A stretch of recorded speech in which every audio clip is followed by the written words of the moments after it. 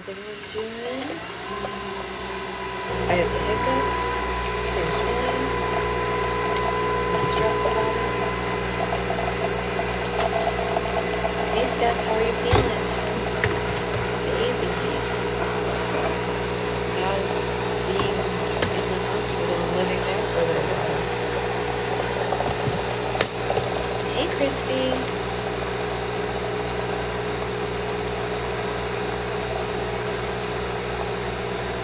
Feeling good, feeling fine.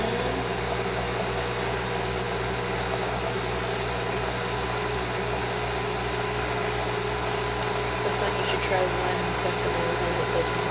Oh yeah, no, we are, definitely. We're just waiting for it to come. We did that with her also, and it was correct. Yeah.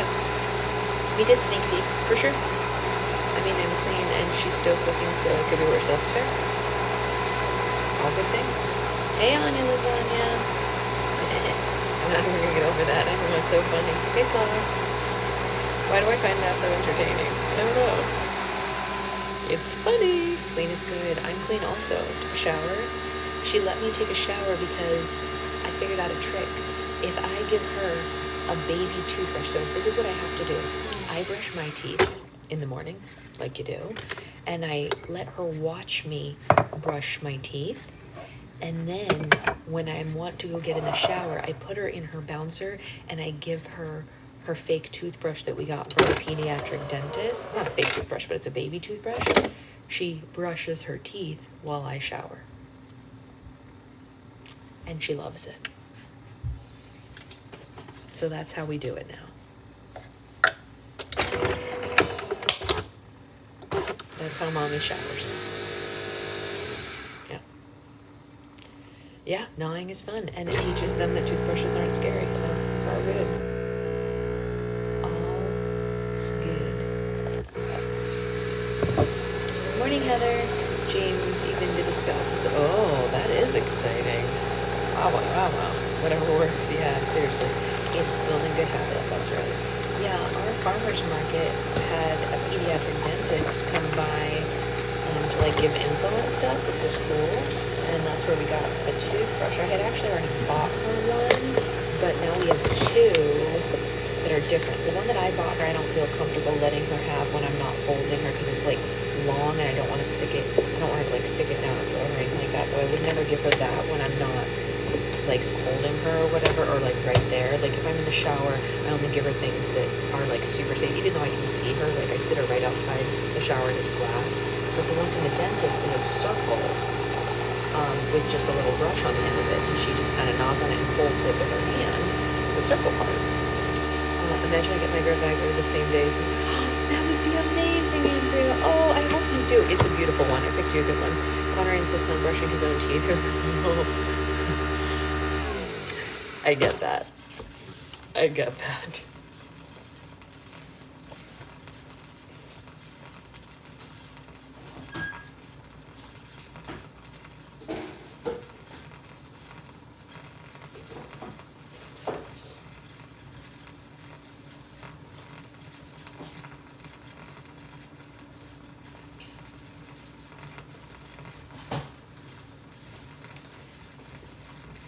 She also almost knocked my teeth out yesterday.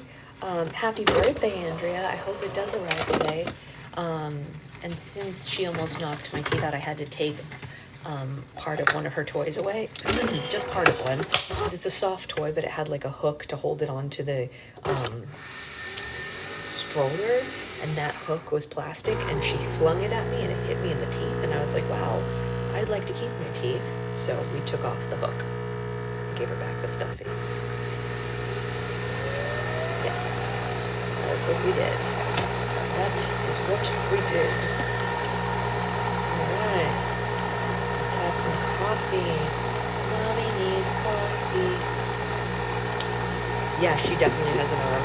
My husband was a baseball pitcher when he was younger, and he was good at it, so I wonder if she got a little of that.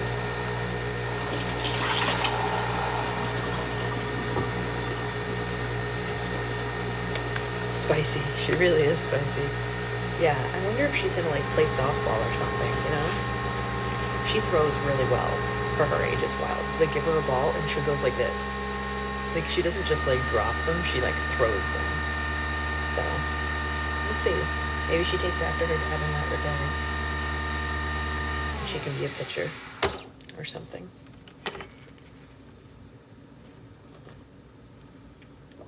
Right? You're like, please don't hit me with your book. Oh my gosh, I just realized I forgot to set up the tripod and everything. Hey Liz, hello. She is a girl ahead of her time. Okay, I did a boo-boo today, so we're gonna have to do a little bit of setup. Usually I do it when I'm putting her to sleep. No choking hazard does not mean no clocking. Right, yes. Not a no clocking mom hazard. That's right. Okay, hold on, you guys. Hold on. Okay, hold on. We're fine. Everything is fine. I'm gonna put you guys down for 2 seconds. I will be right back. Everything is fine. Nothing is broken. Entertain yourselves. That's my ceiling. Enjoy it.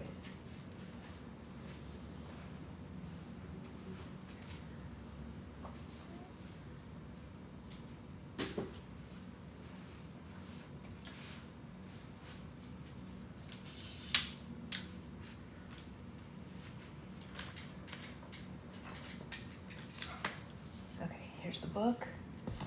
Here's me. Here we are. Oh no, Susan, what's wrong? Are you not caught up or something else? Oh, you have an appointment. Oh, that's fair. You feel like you're napping. That's funny. That's funny. The whole music was provided by the tripods, ASMR. That's right. Do, do, do. No, that's not ASMR. What a beautiful ceiling. Well, look, at least you get to look now at my beautiful plant that I worked so hard to grow. I feel like we could have waited. Went in that book just now. Yes, you totally could have. But look at my beautiful, beautiful monstera, you guys. I mean, like, what could be better than such a gorgeous plant? I worked really hard to grow that plant. I do, in fact, love it also, Isabella. I grew it from practically nothing, and I'm very proud of this plant. Very rarely in my life do I have something that is this successful. You know what I mean? Like, it's... I didn't think it was gonna go that way. Like, I did not. I have never had a plant before this one. This was my first plant, and I did not think I was going to be good at it. I was pretty sure, like, look, if we're getting a new leaf right now, this is a new one that's just unfurling right now. I did not think I was going to be a plant person. But when we decided that our living room was going to be plant themed, sort of, I have a sad water cutting of a monstera. Wait, what does that mean, a sad what? Why is it sad? What happened? So right now, Nikki, we are at capacity, but we do want more plants when we move. We plan to have more when we have space. Right now we are maxed out on space. We have 4 house plants right now. And that is all we have space for. Mine's doing much better and bigger pot, but still not in very pretty shape. I'm not gonna lie, you guys, we got, the roots are, oh, so it stays the same size. I see. We also got monstera plant food for it. We are not house hunting. We're gonna stay in this house or in this apartment for 1 more year until October of next year, and then we have to move because at that point we will have 2 babies and not nearly enough space. But for now, we're okay.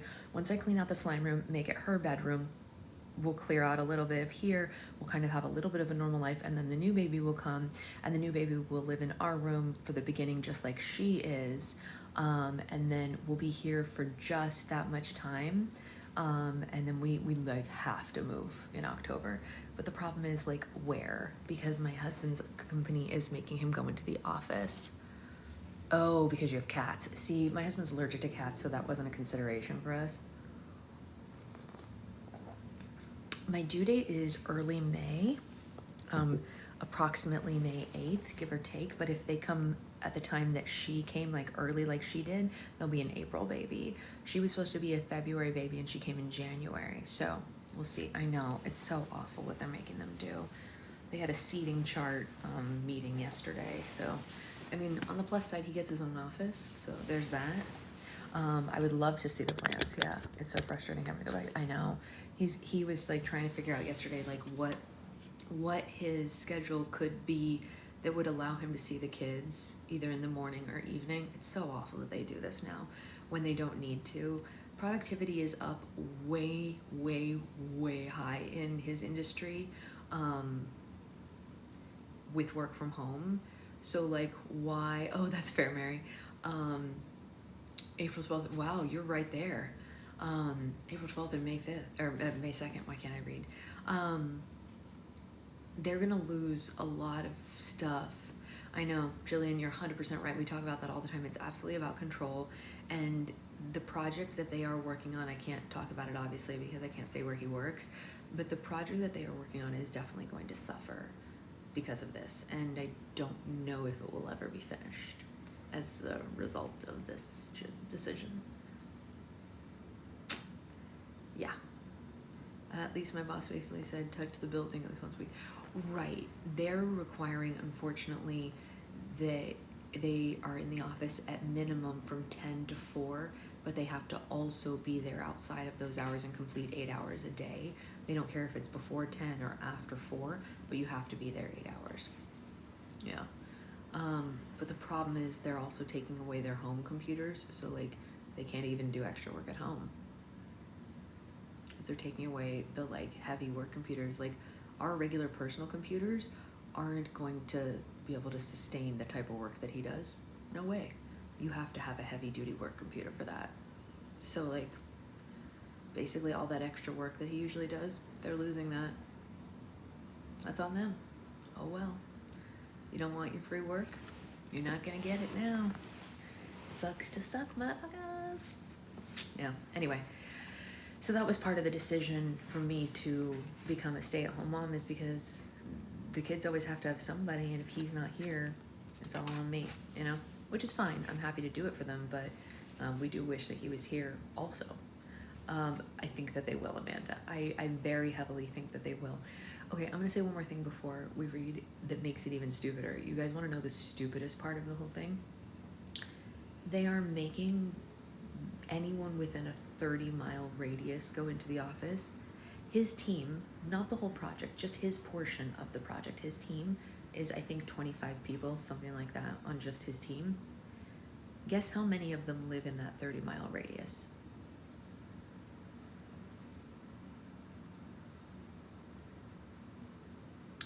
6. So 6 people are going into the office to Zoom with the other 15. So they're all gonna still be Zooming to the people who live around the country. Why then? And 30 miles in LA is wild.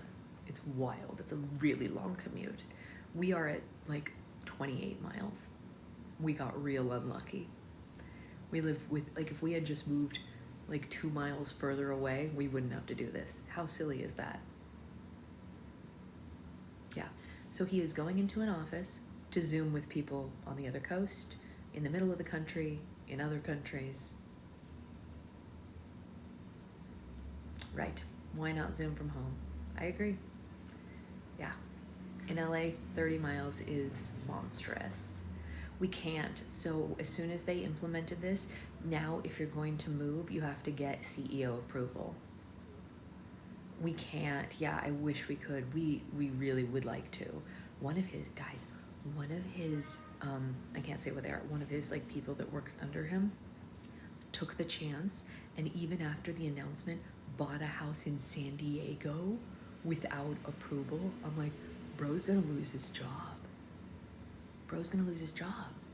He didn't even, like, he waited until after they made the announcement. Like, if he had bought the house before they said the date that they have to go back, he just did it and then was like, oh, I don't want to live there anymore.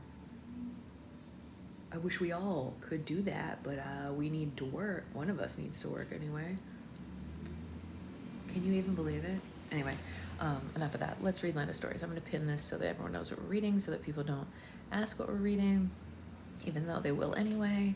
I will take a sip of my coffee and we will read. We're almost done with this book, you guys. We're finishing it this week. I know.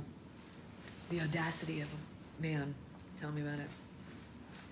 We are on chapter 26, The Enchantress's Most Prized Possession, page 454. The ground began to tremble and quake under the campsite. What's happening? Connor yelled. It's the Enchantress, Alex screamed. She's starting her final attack. See you tomorrow, Susan. As if tiny explosions were being set off all around the camp, bouquets of devilish vines burst through the ground and slithered through the site. They knocked over the tents and people as they moved, as if they were searching for something. Jack and Goldilocks immediately drew their weapons and began slicing the demonic plants, but there were too many of them to fight off. Help! The twins heard a high-pitched scream behind them. Help! The twins turned and saw the vines tangle around Red and attempt to draw her back into the ground with them. Can someone please help me? Jack and Froggy both ran over to her, throwing themselves on the ground and reaching a hand toward her.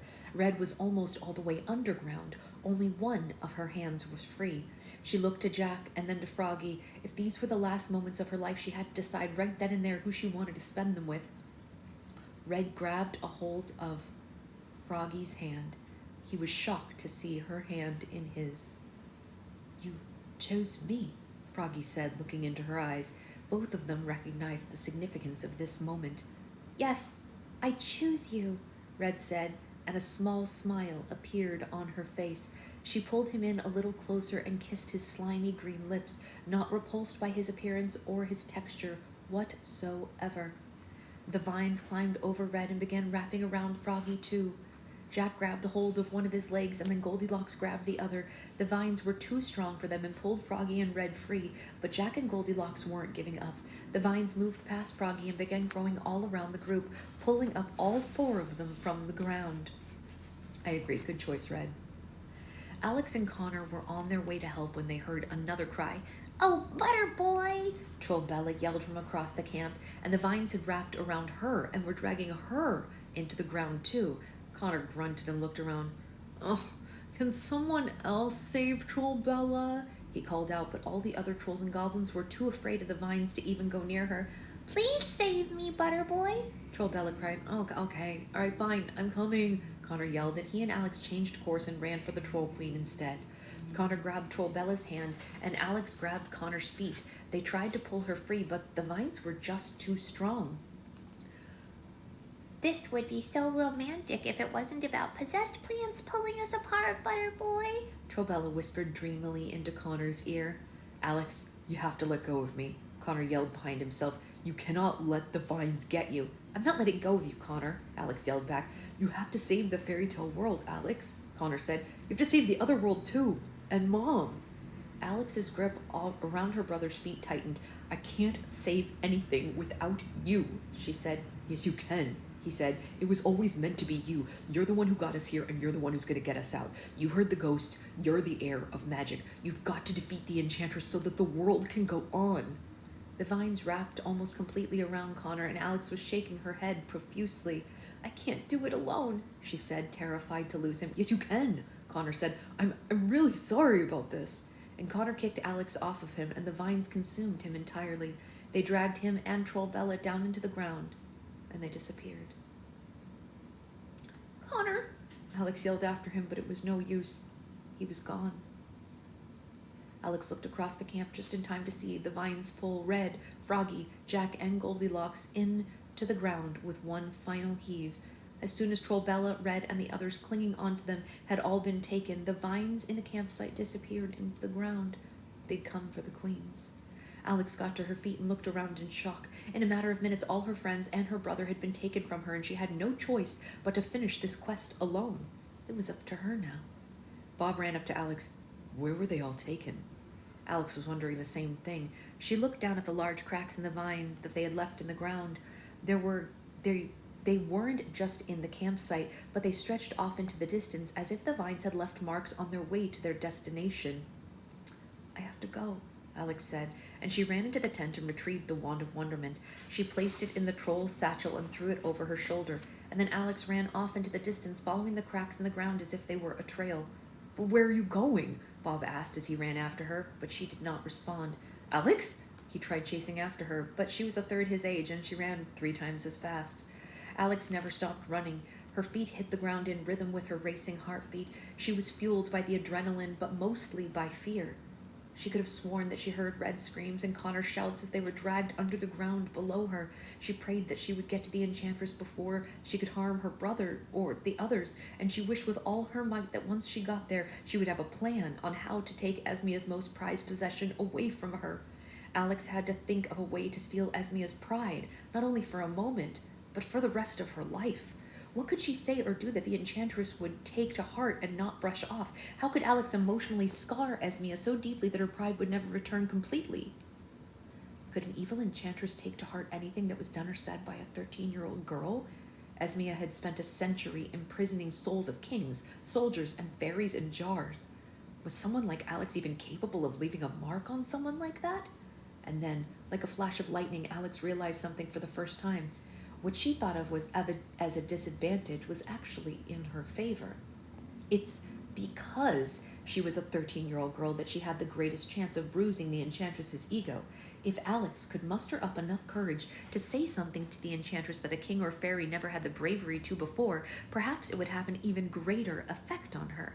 Alex had to choose her words wisely, though. She had to get straight to the point and straight to the punch. The enchantress would not be listening for very long. It had to work because Alex had run out of other ideas and she was running out of time. After following the cracks in the ground for hours, Alex found herself staring at horror at the enchantress's new home in the charming kingdom. The vines dragged Queen Red and Queen Trollbella and the people clutching onto them for miles and miles underground. They reached the charming kingdom and they were pulled up the sides of a massive pillar in the earth and to the menacing Colosseum on top of it. The vines instantly pinned the newcomers to the wall. I love these books. I need a child to read them to them. I completely agree, Nick. I cannot wait to read these to my kids at bedtime. It will be the joy of my life. Like, you have no idea. I am 100% with you, Nikki. 100% with you. Froggy was hung upside down next to Red. Jack and Goldilocks were pinned together, each with their weapons behind them. Connor scanned the Colosseum and was sad to see they were not alone. Hung across the wall from the top to bottom of it were Queen Snow White and King Chandler, Queen Cinderella and King Chance, Queen Sleeping Beauty and King Chase, Queen Rapunzel, and the members of the Fairy Council. And now, with the inclusion of Red and Trollbella, the entire Happily Ever After assembly was at the Enchantress's mercy. "Oh, good. We're all here," Esmia said upon Red and Trollbella's arrival. The Enchantress sat imperially on her golden throne. Her hair and cape flowed around her more aggressively than ever, and Rumpelstiltskin peeked out from behind the throne, looking regretfully at the confined monarchs around the room. A large crater was indented in the floor with a small magenta fire burning, a pile of skulls like firewood in the center of it. I wish my girl could understand. That's why I can't wait to have show them. Oh, but I think it's worth reading to her anyway, Roxy. I really do. I think it's good regardless. I mean, I read things to my baby that she definitely can't understand, but I think it's really good for them anyway. I really do. 6 glass turquoise jars were placed in a line at the front of the Enchantress. Connor knew that his grandmother was trapped inside one of those, and to Connor's horror, as he looked around the room, his grandmother wasn't the only member of his family being held prisoner in this Colosseum. Pinned to the wall across from him in a giant bird cage was Connor's mother. She cradled Princess Hope in her arms, and the child's cries echoed through the Colosseum. The toddler princess could see her mother dangling in the vines beside her, and she reached through the bars of the cage toward her. "Mama?" Princess Hope cried. "It's going to be all right, darling," Cinderella said, hoping that that wasn't a lie. Charlotte's jaw dropped, and the little color in her face drained away as soon as she saw her son. "Connor?" she mouthed to him, so thrilled and yet so terrified to see him in such a horrible place. "Mom," he silently mouthed back. "Where is your sister?" she asked. Connor wasn't sure if it was best to even give an answer to her. Safe, he decided. Esmia stood at her throne. "Okay, let's begin, shall we?" she said, and the Enchantress gazed around the Colosseum with her index finger pressed tightly to her lips, as if she were a little girl in a candy shop. "All right, so let's start with, the Charming Kingdom," Esmia said, and the vines began to rustle. The plants hoisted Cinderella and King Chance off the wall and forced them both into a kneeling position on the ground in front of the crater. "You soulless monster!" Cinderella yelled up at her. "Let our daughter go," King Chance demanded. If you want your daughter back, then, Renounce your throne and hand your kingdom over to me, Esmia said to him as if it were a simple decision. You'll never have my kingdom, King Chance yelled, and the enchantress...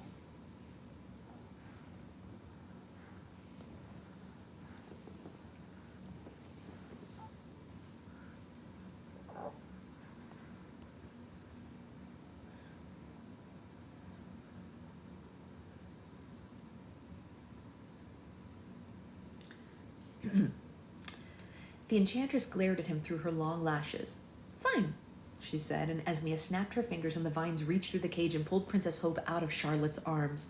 The child was screaming, tears and snot ran down her terrified face. The vines dangled the princess over the flames of the fire. No, Cinderella screamed. Do it, Chance. Just do it, she begged. King Chance looked at the other kings and queens around the room, but no one pleaded with him otherwise. The world that they had tried to protect with honor and integrity was long gone. Very well, King Chance said. I renounce my throne and my kingdom to you, Esmia. And as he spoke these words, the enchantress threw back her head, and her victorious laughter filled the Colosseum. The flames in the crater grew higher at the trail of thick black smoke filling the sky. Oh, no. Was that so hard? Oh, it's okay, actually. She didn't wake up. She just turned her head and fell right back asleep. Esmia asked with a large grin, and then she snapped her fingers again, and the vines dropped Princess Hope into her mother's arms. I know, you can see her little fingies. Fingies. The family was only reunited for a moment before the vines jerked them back against the wall again. Okay, now let's move on to the fairy kingdom, Esmia said with a bright smile, and the vines brought 7 fairies off the wall to the edge of the crater. You know what to say, Emeralda, Esmia said, and leisurely inspected her nails. Make it quick so we can finish this at a decent hour, or do you really need further persuasion? The vines wrapped around the jar containing the fairy godmother's soul and held it over the fire. All the fairies shouted for it to be released. If it makes your cruel wrath come to an end any sooner, then fine. I hand over the fairy kingdom to you, Emeralda said against her will. The flame in the crater grew higher and the black smoke thickened. Esmia closed her eyes and soaked up the moment for all it was worth. Her whole body tingled with triumph, and she had waited for centuries for this. It was finally happening. One by one, the enchantress called the monarchs before her and forced them to give up their kingdoms. Are you awake or sleepy? Hi. You here for the battle? Hi. Hello, my beautiful angel. How are you? When you went to sleep, I didn't have glasses on, huh? It's weird, right? Hi. Hi. Mwah.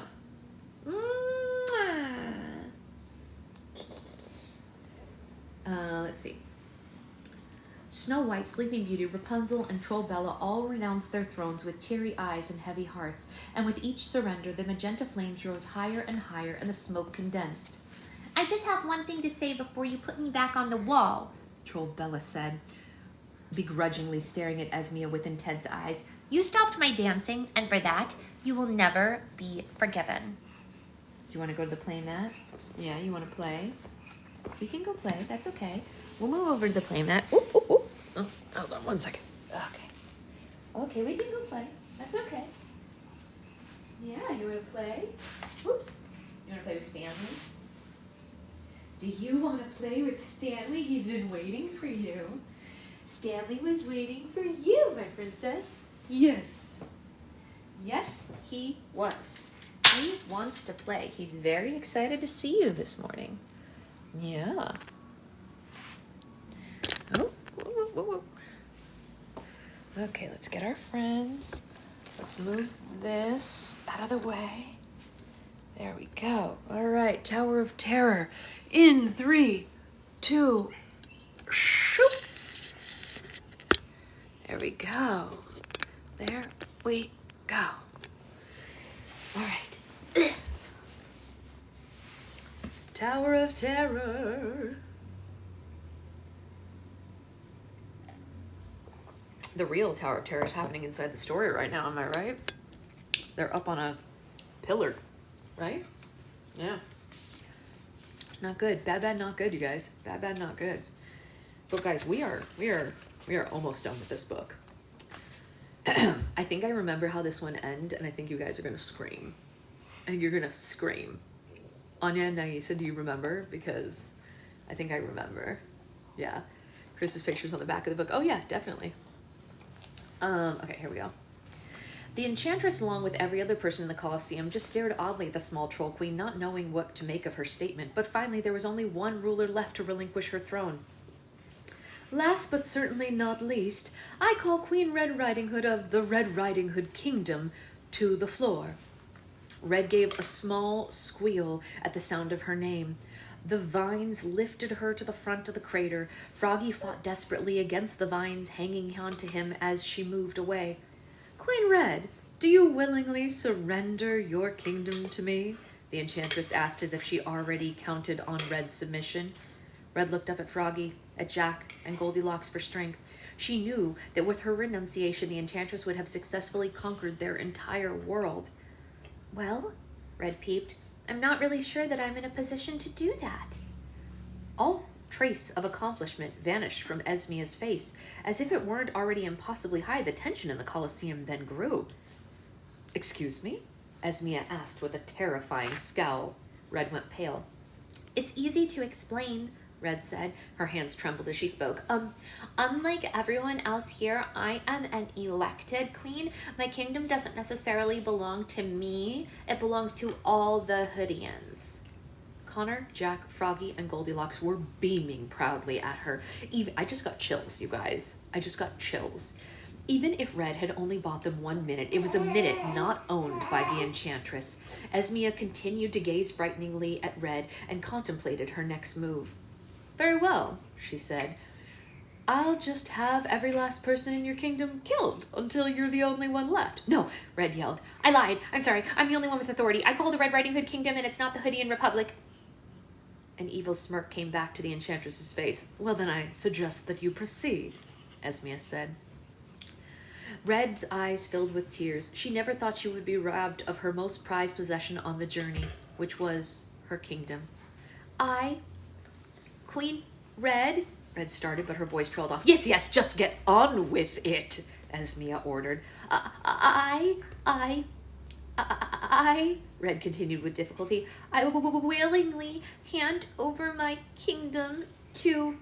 Hey, Esmia, said a voice behind Red, and everyone looked up to see Alex at the front of the Colosseum. She was panting and sweaty. She had just climbed up the pillar. Alex, Charlotte gasped, and the enchantress was infuriated to be interrupted when Red was so close to finishing. Who is this? She asked Rumpelstiltskin. I don't know, Rumpelstiltskin said. I've never seen her before. Alex made her way further into the Colosseum. She was out of breath and so tired from the climb that she could barely stand. Little girl, if I were you, I would just turn right back around and throw myself to the ground, Esmia yelled. Trust me, that will be much less painful than what I am about to do to... I'm not afraid of you, Alex yelled. The Colosseum went dead silent, and even the fire seemed to burn quieter. What did you say? The enchantress asked blankly. Alex knew that the time had come to leave her mark. She didn't have much time to leave it in. I said, I'm not afraid of you, she repeated. I've dealt with girls like you my entire life. You want everything because nothing is going to make you happy. You're not an all-powerful and all-terrifying enchantress, Esmia. You're just a brat. And no matter who you kill or who you conquer, people will always pity you and laugh at you because of it. The entire Colosseum held its breath. Esmia maintained her stoic expression, but everyone knew that she was outraged beyond belief because her hair flickered violently above her head and small flames burned straight out of her eyes. The enchantress left her throne and slowly strolled over to Alex. Alex reached into her satchel. She could feel the wand of wonderment activate itself in her hand. She had succeeded in taking Esmia's pride. Well, I hope this little display was worth it for you, Esmia said, because this is the last thing you will ever do. The enchantress pointed her finger at her, and a bright violet light flashed, and Alex was blasted out of the Colosseum and into the sky. Alex! Connor screamed from the wall. It happened so fast that Alex wasn't even sure what had happened. The last thing she heard was her brother scream, and the last thing she saw was a bright flash, and then the Colosseum suddenly became smaller and smaller as she soared further and further into the air. Everything around her, her sight, her sound, and all of her other senses went black. It was as if Alex had fallen into a very, very deep sleep.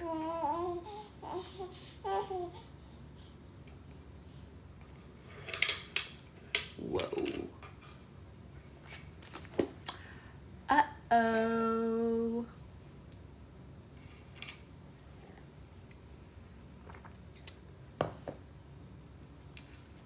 Wow, honey. Wow. Am I right? Big wow. Yeah, seriously. She's got good reaction time, right? The next chapter... Oh, it's a short one. Oh, we might be able to do more. Oh my gosh, this is exciting. Okay, the next chapter is chapter 27, and it's called The Dream. The Dream? I don't remember this. Ooh, are you excited, honey? This is your first time. It's your first time, too. Well, some of you. Here we go. Page 467, The Dream.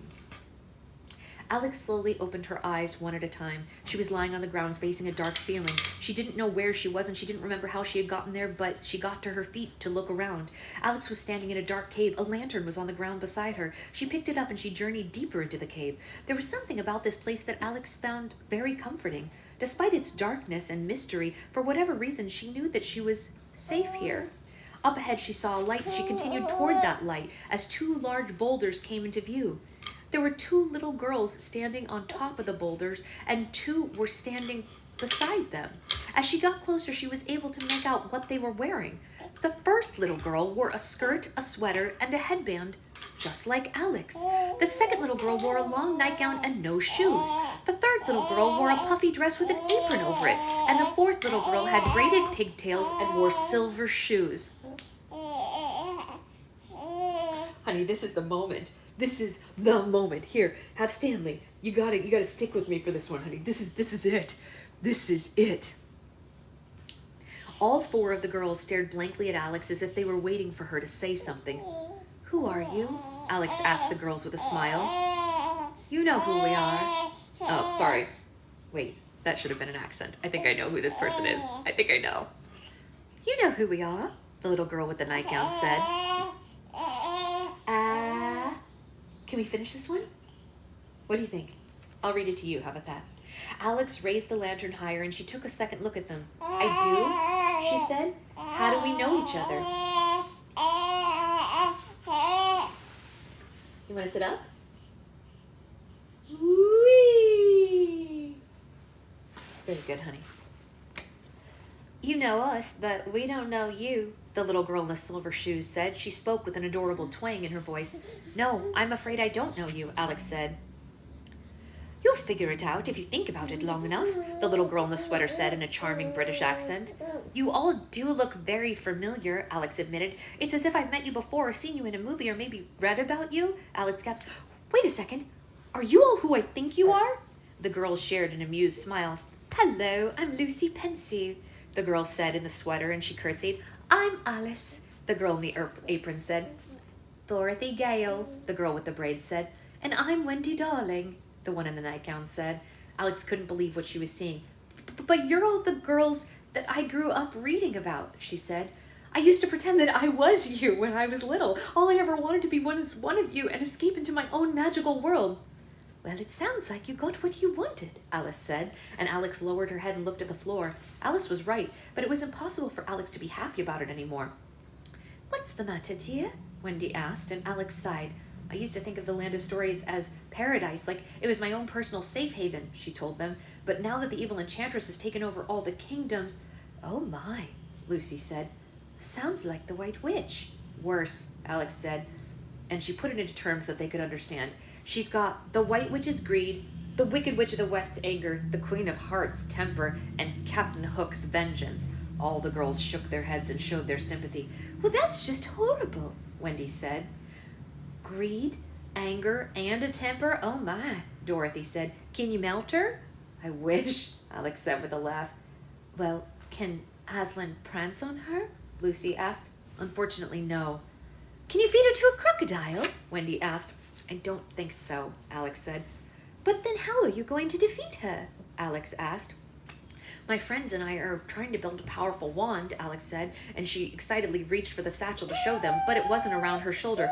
Oh no, where's my wand? I just had it a second ago. She moved the lantern around, scanning the ground of the cave for the place that she might have dropped it. The other girls giggled at her attempts. Alex looked at them and slowly realized why they found her attempts so amusing. Is this a dream, or am I dead? She asked. Of course it's a dream, Lucy said. Why else do you think we're here? Alice asked. I hope a big cave isn't what you think heaven looks like, Dorothy said. Alex was happy to hear it. The last thing I remember was being blasted into the sky, she said. But how did I survive the fall? Hey, why don't you turn around and go to your bear? What's this? Can you see this? What's that? What's that? Who? What's that? Who? What is it? Woo! Is that so silly? Did your wand save you? Lucy asked. Yeah, of course, Alex exclaimed. The wand makes whoever's holding it invincible. It was in my hand the entire time. The enchantress couldn't kill me after all. The girls all cheered, but then Dorothy went silent. Are you gonna kill the enchantress with that wand now? Okay, do you need help getting to your bears? You need help? You want to go to the bear? Here, look, who's this? Who's this bear? Can he get to the castle? Can you get him to the castle? Oh, wow, there he goes. Can you get him to the castle? Yeah, good job, sweetheart. Oh, just you wait, Nikki. You don't even know what's coming. Alex hadn't really thought about it. She had been so concerned with getting the wand finished that she never thought about what she was going to do after they finished getting the wand made. How was she going to go about defeating the enchantress with the wand? Was she going to have to kill her with it? Was Alex even capable of killing someone? She always figured that Jack or Goldilocks would do what was needed. I suppose I don't have a choice, Alex said. Well, I'd recommend finding another way if there is one, Dorothy said with a sad look on her face. Even though melting the witch was an accident, I've felt awful about it ever since. What Dorothy said resonated with Alex more than she was letting on. She didn't want to hurt anyone, but how could she stop Esmea without killing her? Would Esmea just find another way to cheat death like she had after Evely poisoned her? I don't necessarily have to kill Esmea, Alex said, thinking out loud. I just have to take her powers away. Her powers come from a place of hate and anger, so if I took away the reason to validate her being angry, then she would be powerless. Yes, now it's a musical. Land of Stories, the musical. Alex excitedly jumped up and down, pleased to have come up with an alternative way, and the girls clapped for her. Violence is never the answer, Wendy said. I always try to tell John and Michael that when they're playing in the nursery, but they never listen to me. Well, when you figure out how to take away her hate and her anger, would you let me know? Alice asked. I'd like to know in case I run into the Queen of Hearts again. Alex went silent as the wheels in her head went turning. I think I know how to do it, she said, and her eyes darted back and forth from one side to another. And I might not even need the wand to do it after all. I would also buy that ticket, Roxy. So you just need to finish a huge journey only to find out what you needed was with you all along? Dorothy asked. I've been there. Alex thought about it. The wand might not have been the solution, but it was useful. It had still saved her life. That's your... Are you talking to the monkey? Say hi, monkey. Hi, monkey. Yeah. It had also given them hope, and without that, they would have been lost for sure. She looked up at the girls and around the cave. Now I understand the meaning of this dream, she said. Deep down, I knew that I could never kill the enchantress, so I was searching for another way. The cave represents my questioning, and you all represent the answer. Because ever since I was a little girl, I've always thought about you whenever I had a problem. Why is that? Alice asked her. I guess I suppose I've learned so much from you, Alex said. I always wanted to be as loving as Wendy, or as curious as Alice, or as brave as Lucy, or as adventurous as Dorothy. I've always saw a little bit of myself in each of you when I read. All the girls smiled at her. Well, we're happy we could help, Lucy said. And we'll always be here if you ever need us, Wendy said, and Alex nodded thankfully to them. Is there anything else on your mind that we could help you with? Dorothy asked, since we happen to be lingering in your subconscious anyway. Actually, now that you mention it, there is something that I've always wanted to ask you, and I've never gotten the chance, Alex said. And she didn't know what caused her to believe that she would ever have the chance to ask a literary character a question, but she asked them nonetheless. After seeing such magical places like Neverland, Oz, Narnia, Wonderland, why did you ever want to leave and go home? The girls looked to one another like they had never been asked a question before, at least in Alex's mind. Because no matter where you go or what you see, you always want to be where you belong, Lucy said. Your home is where you feel the most comfortable and the most loved, Wendy said. I'm truly obsessed with your Wendy. So it's like, you know what? I love the actress that played Wendy and Alice. It's the same little girl who did both of them, by the way. That's why they have the same voice, because in the movies, the voice of Wendy and the voice of Alice from Alice in Wonderland are the same person. Yeah. Yes, it's a part of you, Alice added. It's where your family is. There's no place like home, Dorothy said, as if it was the first time she'd ever said those words. Alex appreciated what they had to say, but she wasn't sure if she entirely agreed. I wonder, though, if home sometimes isn't really where you're from, she said. The girls looked at her as if she had already answered her own question, and Alex wondered if that had been the real question lingering in her mind all along. Alex, Alex, said a familiar voice, and Alex looked around the cave, but she couldn't tell where the voice was coming from. What's happening? Alex asked the girls, but then they all disappeared. Alex, are you hurt? Please wake up, the voice pleaded, and the more it did, the more the cave around her disappeared. Alex awoke on the ground, and this time she was outside. She saw the sky and the tops of the trees, as well as the face of a concerned and bald man looking down at her. Bob? Alex asked, standing up. Oh, you're alive, Bob said with tears in his eyes, and he hugged her. It's a miracle. I saw you fall from the sky. You might be in shock. Let me check your heart. Bob grabbed a hold of Alex's wrist and checked her pulse. I wonder if there's an intensive care unit somewhere in the kingdom, he said. Bob, I'm fine. Look, Alex said. Her hands were still clutching the wand. It's the wand of wonderment. I'm holding it, and it saved me. Bob looked at her like she was speaking a different language. Is it wrong that I'm still surprised by all of this? He asked, and Alex jumped to her feet. She could see the enchantress's pillar in the distance. The sky above it was filling with more and more black smoke from all the fire. I've got to get back there, Alex said. Back there? Bob asked in amazement. Wait a minute. Are you telling me you fell from there? Yes, and now I have to get back to it, Alex said. I don't have time to go by foot. Then how are you supposed to get there? Bob said. And Alex looked down at the wand and then back at him. Well, I think I have an idea, she said, and a sly smile appeared on her face. Bob backed away from her. Oh, no, I do not like the turn that this conversation is suddenly taking, he said.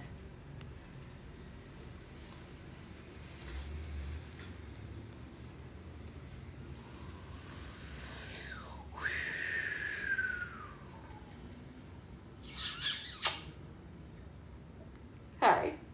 Was that silly? All right. Well, the next chapter is too long for us to finish. We are on page 474 out of 517. We're very close to the end. Very close to the end.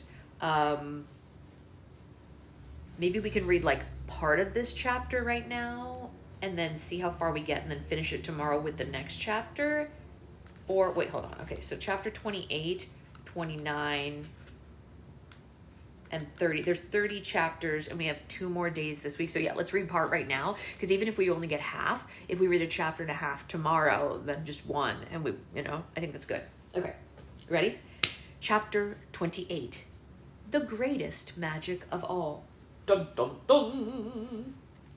The enchantress frantically paced back and forth in front of her throne. Her hair anxiously swayed above her. Say it again, she demanded. We should finish before he comes. Oh, good. You can use the next book to hang out with her. But I've already said it 10 times, Red said, still kneeling before the fire. You will say it 100 times if that's what I ask of you, Esmea yelled. Red did what she was told. I, Queen Red of the Red Riding Hood Kingdom, give my kingdom to you, she said, and Esmea looked at the fire and waited for the change, but it remained the same, just as high and just as strong. The enchantress slammed her hands on the arm of her chair. What's wrong, Esmea? Rumpelstiltskin asked. It's not working, she screamed. I don't understand. I've been working on this for centuries. I have everything that I needed.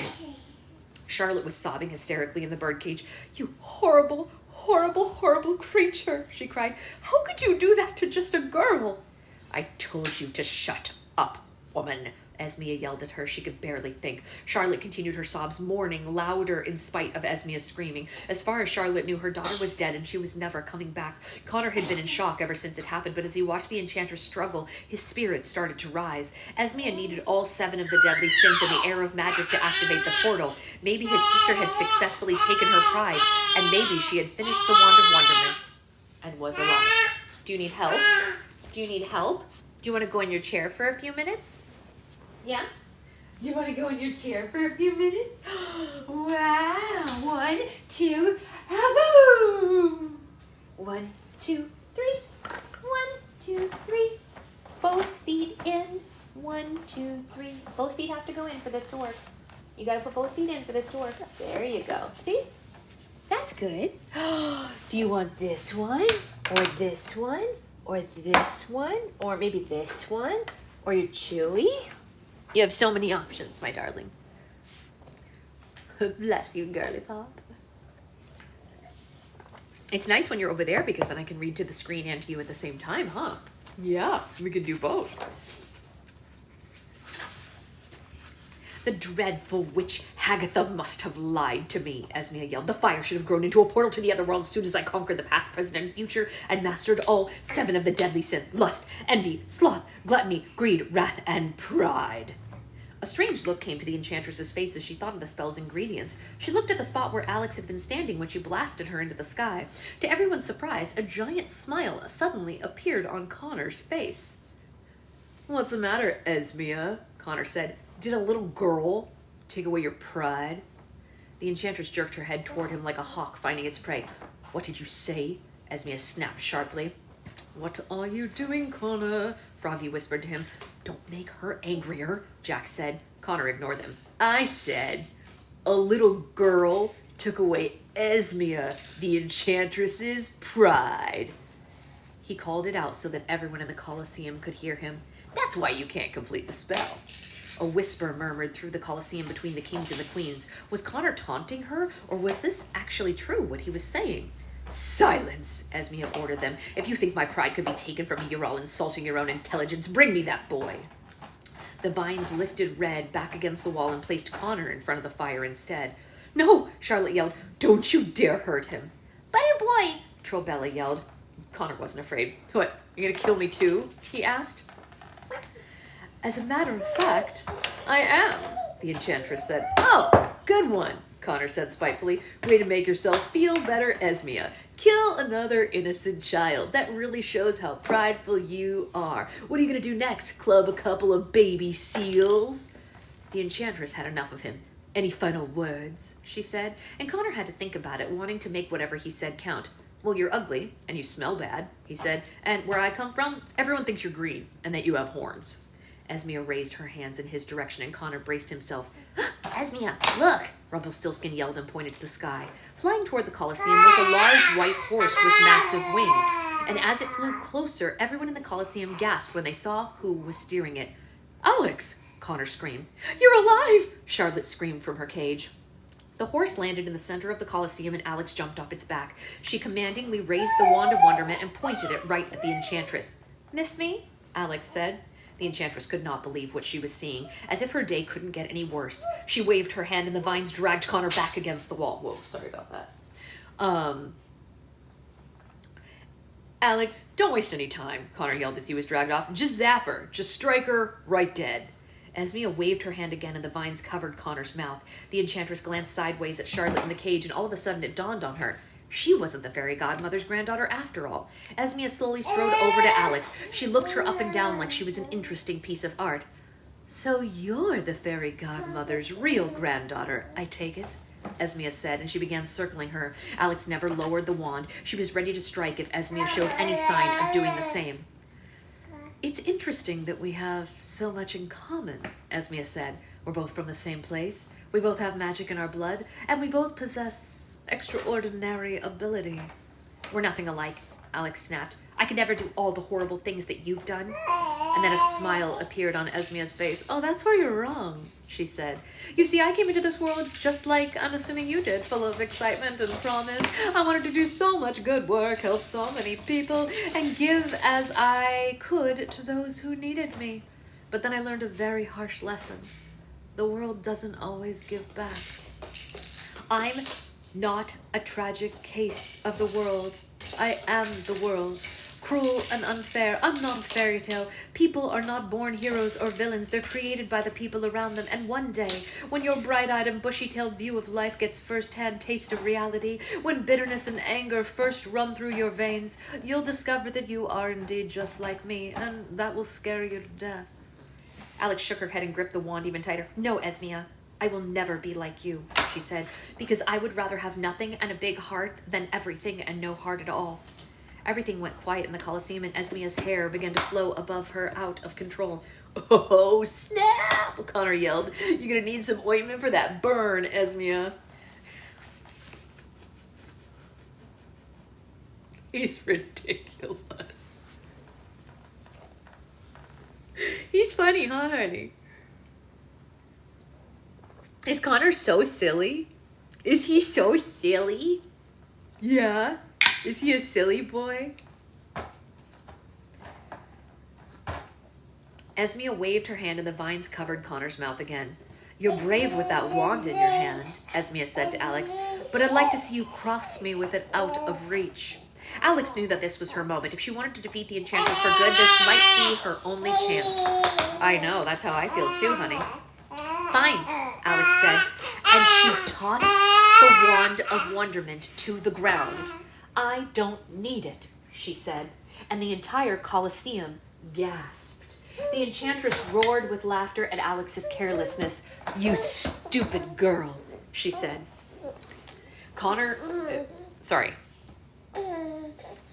Sorry, I missed something because I was busy picking up toys for her. Let me try that again. The entire Colosseum gasped. Alex, are you crazy? Connor yelled and picked at the vines covering his mouth. Pick it back up! Pick it back up! The Enchantress roared with laughter at Alex's carelessness. Oh, you stupid girl, she said. You must have a death wish. I know. Does Alex have a death wish, honey? Does Alex have a death wish? Boop. I don't need a wand to defeat you, Esmia, Alex said. Whether I have magic in my blood or not, I'll always have the most powerful magic of all inside of me, and that's compassion. Baby, are you okay? Do you want this piggy?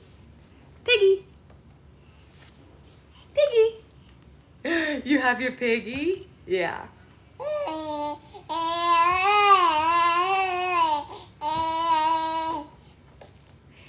And I even have enough compassion inside of me for you. Wow. Did you hear what Alex said? She has compassion for Esmia. That's nice, right? Is that so nice? Yeah. What? The Enchantress said, amused by Alex's foolishness, and Alex took a deep breath, praying that what she was about to say would strip Esmia of her powers forever. Hey, honey, deep breath. Look. Wow, cool spin. Can you see it spin? Can you make it spin? Yeah.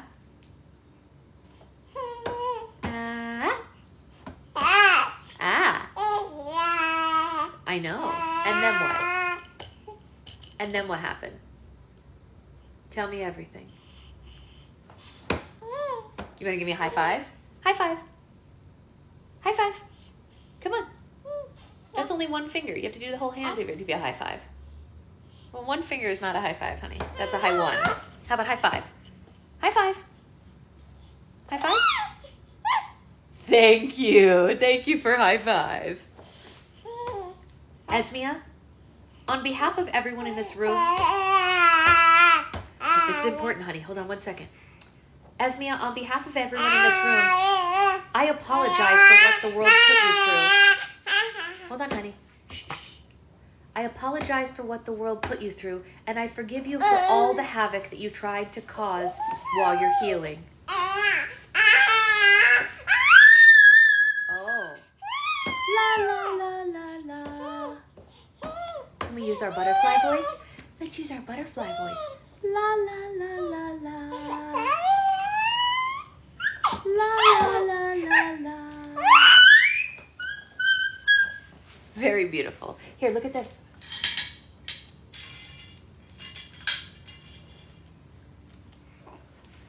Yeah?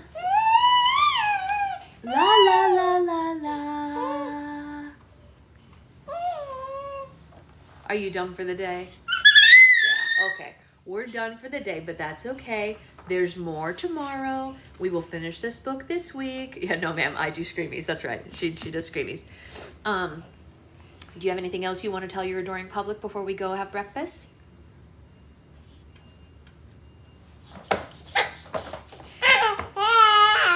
Really? Can you say ba ba ba ba ba ba ba? Oh yeah? And then what? What happened after that? And then? Well, what did she say after that? Can you believe it? Alex told Esme if she forgives her. That's crazy, right? So crazy. Wow. You're too strong for your own good. All right. Bye, everybody. We will see you later. In case anyone didn't see, we announced the restock date for real. So, you are stronger than you look. I have to give you that. Okay, so that is all decided, and we love you all. And maybe we'll have baby book club later. My aunt is coming to watch her, though, so possibly not. But anyway, bye, guys.